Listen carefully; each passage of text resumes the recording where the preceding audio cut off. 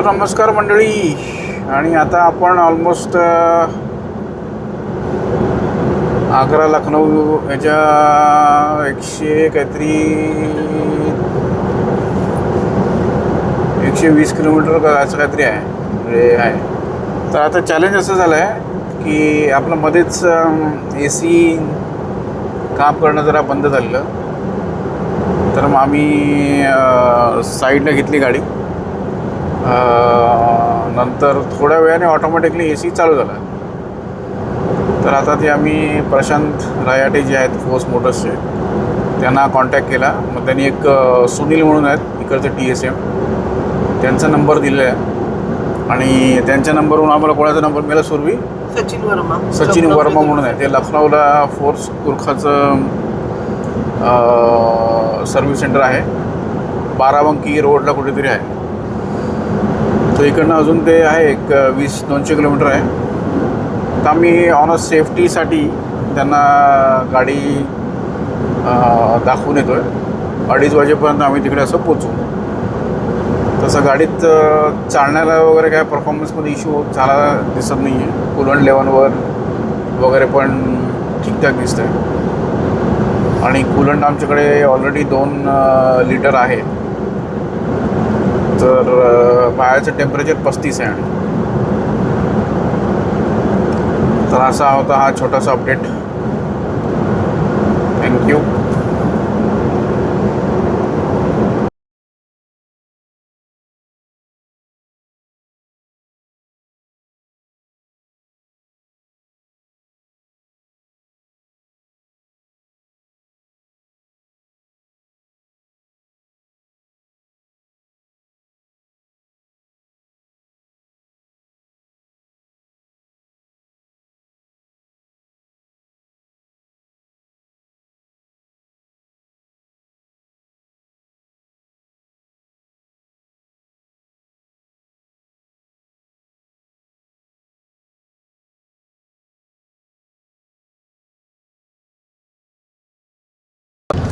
तर नमस्कार मंडळी. आणि आज मी आता इकडनं एक तास झाला सुरभी इकडे पाऊण तास झाला मला वाटतं इकडे. तर 2:30ला वगैरे आलेलो आम्ही आणि मग 1 तास झाला. पण काय 1 तासामध्ये ह्यांचे जे RSK मोटर्स आहेत ते युजलेस मला तरी असे वाटले. काही कस्टमरला काही हेल्प वगैरे काय करण्याच्या भानगडीत काय पडले नाही. आणि सांगत होते की तुम्ही जे जाळी लावले त्याने वगैरे काय होईल. पण तसं असतं तर आमचं ऑलरेडी इश्यू झाले असते एवढ्या 18,000 फीटावरती. तर माझा तर रिव्ह्यू यांच्या बाबतीत एवढा खास वाटला नाही. आणि त्यांचे टेक्निशियन्स पण नव्हते असं काय सांगत होते. आणि हे काम करायला म्हणे 5 ते 6 तास लागतील. तर आम्ही त्यांना हे पण सांगितलं की तुम्ही बघा, म्हणजे पाहिजे असेल तर गाडी आम्ही ठेवतो आणि करून द्या तुम्ही. तर ते पण ते ओनरशिप घ्यायला तयार नव्हते.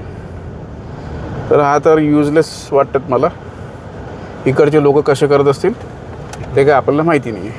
तर असं आहे RSK इकडचे मोटर्सचा फीडबॅक. थँक्यू.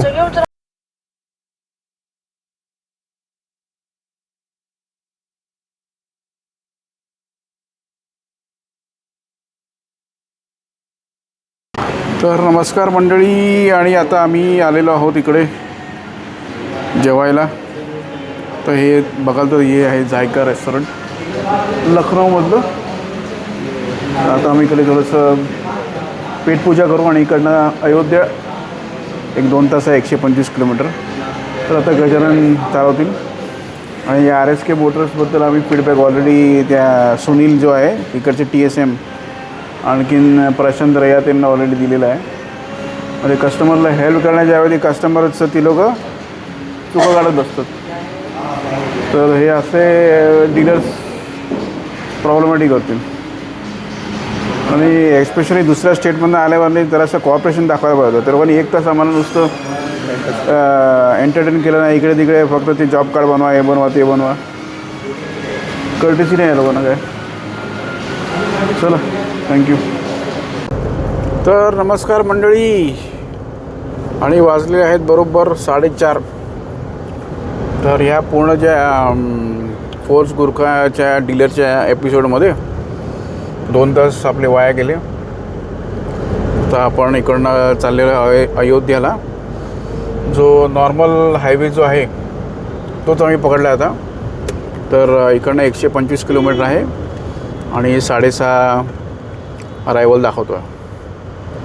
तर आता आम्ही काय डिसाईड केलं आहे की 100च्या वरती जेव्हा गाडी जाते बरोबर, तेव्हा डेफिनेटली त्याच्या कंडेन्सरचं तर काहीतरी प्रॉब्लेम असेलच. कूलिंग तर नीट होते, म्हणजे कूलिंगचं जर काय प्रॉब्लेम वाटत नाही आहे. तर मे बी जे कंडेन्सरचं रिलीज आणि कट ऑफ जे असेल ते जेव्हा त्याला पॉवर जास्त वाटत असेल इंजिन, त्याला ती परत देत नसेल, असं काहीतरी प्रॉब्लेम असू शकतो. तर त्या पर्स्पेक्टिव्हने आम्ही आता इको मोड आणि गाडी 90 या स्पीड बँडमध्ये चालवणार आता.